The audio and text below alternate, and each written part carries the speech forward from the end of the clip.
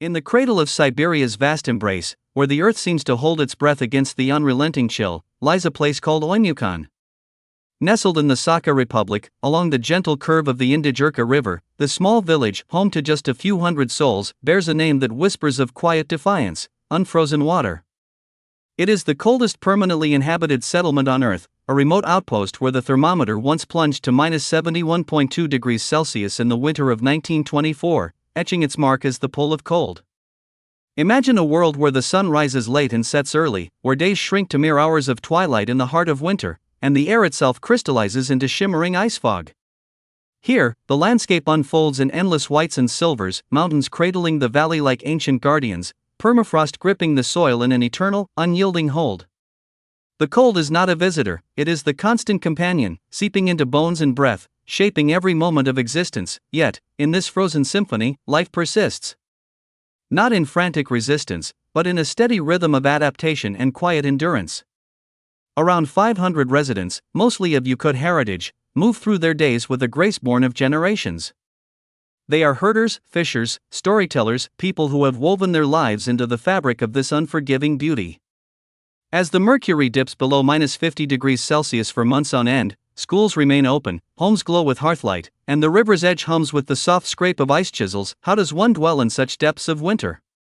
How do bodies, minds, and spirits find harmony with a cold that could shatter stone? This is the gentle inquiry at the heart of Oymyakon, a meditation on survival not as battle, but as an intimate dance with the world's quiet extremes. Join me now, as we trace a single day, from the hush of pre-dawn to the hush of starlit night, unveiling the subtle threads that bind life to this icy realm. Breathe deeply, let the chill settle softly, and listen to the stories etched in frost. Dawn arrives not with fanfare, but with a subtle blush on the horizon, a fleeting promise in a season of shadows. As the first light touches the village's sturdy log homes, elevated on stilts to cradle the permafrost below, the Yakut people stir. Their bodies, honed by centuries in this cradle of cold, carry adaptations as profound as the landscape itself. Consider the skin. In Oymyakon, it tells tales of resilience. Exposed flesh freezes in moments at -50 degrees, inviting frostbite's silent creep. Yet the Yakut's physiology whispers back: improved cold-induced vasodilation, a gentle pulsing of blood to extremities that wards off the numb grasp. Basal metabolic rates rise subtly, fueling inner fires without the blaze of panic. Low serum lipids and steady blood pressure, gifts of genetic memory, allow hearts to beat calmly where others might falter. Hypothermia lurks, of course, in careless steps or sudden gusts, but the body learns vigilance. Layers of wool and fur, wrapped like protective cocoons, become second skin. By mid-morning, as the sun climbs weakly to its zenith, the rhythm of breath becomes a meditation. Inhaled air stings like shards of glass, but lungs adapt, drawing warmth from deep within. Eyelashes frost into delicate lattices, glasses fog and cling to cheeks, a reminder to move with deliberate grace. These are not mere hardships, but harmonies. Bodies attuned to the cold's cadence, where survival is a slow, inward bloom. Step softly now into the heart of a Yakut home, where the air hums with the crackle of birch logs in a stone hearth. These dwellings, built from thick timber harvested from the taiga's edge, stand as quiet fortresses against the freeze. Walls, insulated with layers of felt and clay, hold the winter at bay. Triple-glazed windows frame the endless white like portals to another world. No running water graces these spaces. Pipes would shatter like brittle dreams, so families haul blocks of river ice, melting them over flames for tea or baths. Central heating, fed by coal or wood, maintains a steady 20 degrees indoors, a world apart from the -60 degrees beyond the door.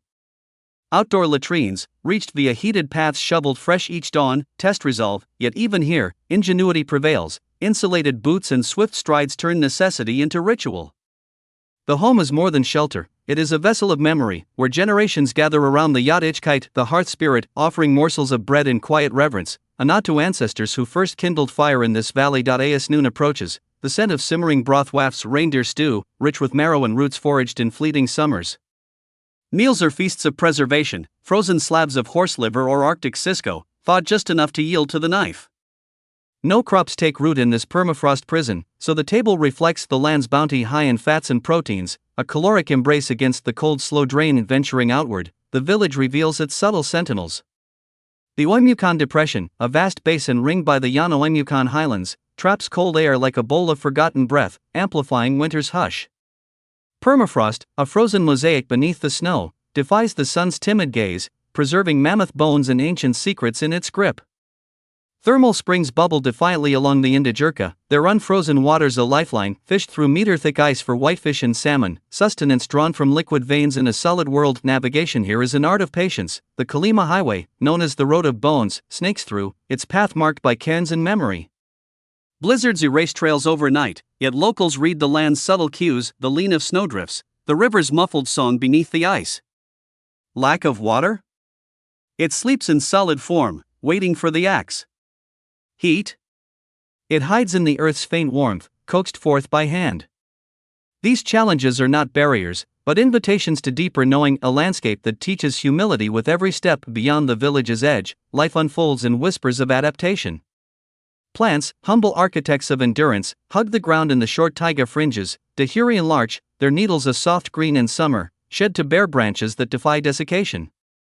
Thick bark, laced with resins, insulates against the freeze, waxy coatings on pines guard against winter's thirst.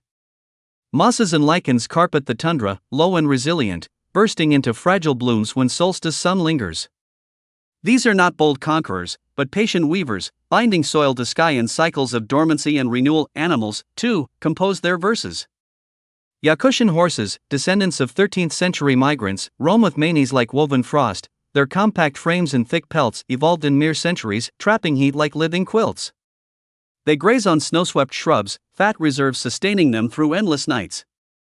Reindeer herds, guided by Evenki herders, migrate with innate grace, their hooves punching through crust to reach lichen below.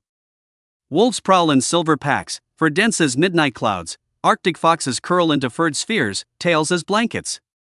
Ptarmigan blend into snowscapes, feathers fluffed against the wind. Lemmings tunnel labyrinths beneath the freeze. Even the Siberian salamander burrows deep, entering hypobiosis, a suspended dream until spring's call. These beings do not fight the cold, they become it, their forms of poetry of survival. As afternoon wanes, the village pulses with the Yakut heartbeat, stories shared in low voices, hands mending nets by firelight. The Saka people, Turkic nomads who settled these lands a millennium ago, carry a cosmology as vast as the stars, 9 heavens above, spirits in every stone and stream. Shamanic rites, blended with orthodox echoes, honor Chiskin, the lord of cold, a guardian, not foe, appeased with offerings of milk or song. The raven, trickster and savior, features in epics recited around the hearth, reminding that fire's spark came from clever wings. Survival techniques are woven into lore, layered parkas of reindeer hide, mittens stuffed with horsehair, the art of stroganina, slicing frozen fish thin as paper for raw delicacy, preserving nutrients through the long night. Hunting demands stealth, bows drawn on moose shadows at dusk, while herding cows and horses teaches rhythm with the seasons. Yakut, the summer solstice rite, awaits in warmer months, circles of dance, kumis toasts, horse races that celebrate the thaw. Yet winter fosters deeper bonds, neighbors sharing wood halls, elders teaching youth to read ice's fractures. Community is the true hearth, warming what flames cannot reach. A school's humble wooden halls, close only below -52 degrees, where children learn chemistry beside survival lore, how to fell a larch without wasting its gift, or chart the northern lights dance. Education here is holistic, a bridge between ancient wisdom and tomorrow's steadiness. As the sun dips early, painting the snow in lavender hues, evening settles like a down quilt. Cars, idled engines humming against the freeze, ferry families home, snowmobiles carve paths through drifts. Dinner unfolds, horse meat simmered with wild garlic, bread baked in ash, fuel for the metabolic vigil ahead. Phones crackle in the cold, but stories endure warmer, tales of Tumats and Vilui archers, of Zardak, the warrior woman who wed into Yakut lines. Health's guardians watch quietly, clinics stock salves for frost-nipped toes, breaths monitored for the lungs' subtle strain. Yet resilience blooms, improved circulation from lifelong exposure, immune whispers strengthened by the freeze. Tourism trickles in, brave souls seeking the monument to that -71-degree night, a concrete bowl standing sentinel. Guides share not spectacle, but serenity, the instant bloom of tossed boiling water into snowflakes, a physics poem. The night falls fully now, stars pricking the velvet sky like distant embers. Generators purr softly, hearths bank low coals. Sleep comes wrapped in furs, dreams laced with river songs. In Oymyakon, a day closes not in triumph, but in tranquil acceptance, a cycle etched in ice, repeated through millennia. We have walked its valleys of challenge, the cold's insistent touch, the land's frozen reticence, the body's quiet forge. Yet woven through are threads of wonder, the larch's patient wait, the horse's steadfast tread, the Yakut epic's enduring song. Here, survival is no clamor, it is the soft persistence of water beneath ice, the hearth's glow in endless dark. What does this teach us, adrift in our milder worlds? That resilience is not steel, but silk, flexible, enduring, born of harmony with what is. In Oymyakon's hush, life reminds us, even at -71 degrees, the heart finds warmth in connection, the spirit in surrender. As the aurora unfurls overhead, a river of light in the cosmic cold, carry this whisper: extremes do not break us, they reveal our boundless capacity to abide. Rest now, in the gentle hold of winter's tale. The cold outside fades, within, a quiet fire lingers.